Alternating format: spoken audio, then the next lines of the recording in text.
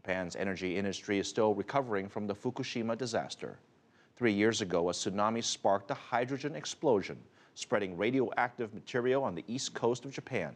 Terrence Terashima takes a look at the current state of Japan's nuclear power plants. 3 years since devastating quake and tsunami hit eastern coast of Japan, crippled and triggered hydrogen explosions at Fukushima #1 nuclear power plant. Large areas of Fukushima are deemed unsafe to live, displacing over 130,000 residents.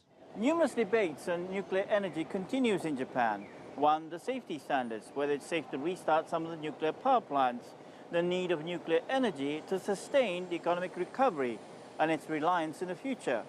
And lastly, government's crisis management. Japan shut down all of its nuclear power plant after the accident. However, the current Abe government is pushing to restart the dormant nuclear plants as well as opening possibilities of building new ones, overturning previous government's promise for zero nuclear reliance. 70% of the population still oppose the restart, as most felt the accident was a human disaster caused by lack of crisis management by government and Tokyo Electric Company. Moreover, repetitive troubles in the plant fueled worries and lack of confidence in their ability to manage nuclear energy. Experts say the plant lacks experienced workers. After 3 years, seasoned workers have left.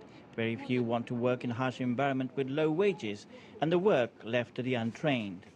Shun Kirishima, a former worker at Fukushima #1 plant and a journalist, said the situation inside the plant is far from under control. From my experience working in the plant, the situation has never been under control. Contaminated water was leaking from a number of places, and the workers themselves did not know how to control the situation. TEPCO admits the most pressing issue is the contaminated water.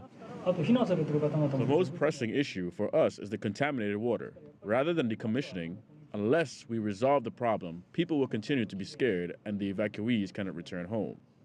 But for some, returning home may not be easy.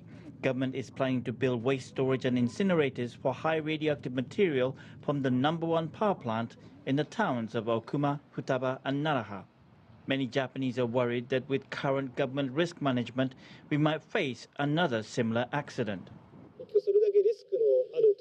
Many of the plants are built on land with high risks. If there is a large quake, there is a high possibility that another nuclear accident may occur. National researchers estimate the probability of earthquake of magnitude 8 to 9 hitting Japan's Pacific coast in the next 30 years to be at 70%. Terrence Terashima, CCTV, Tokyo.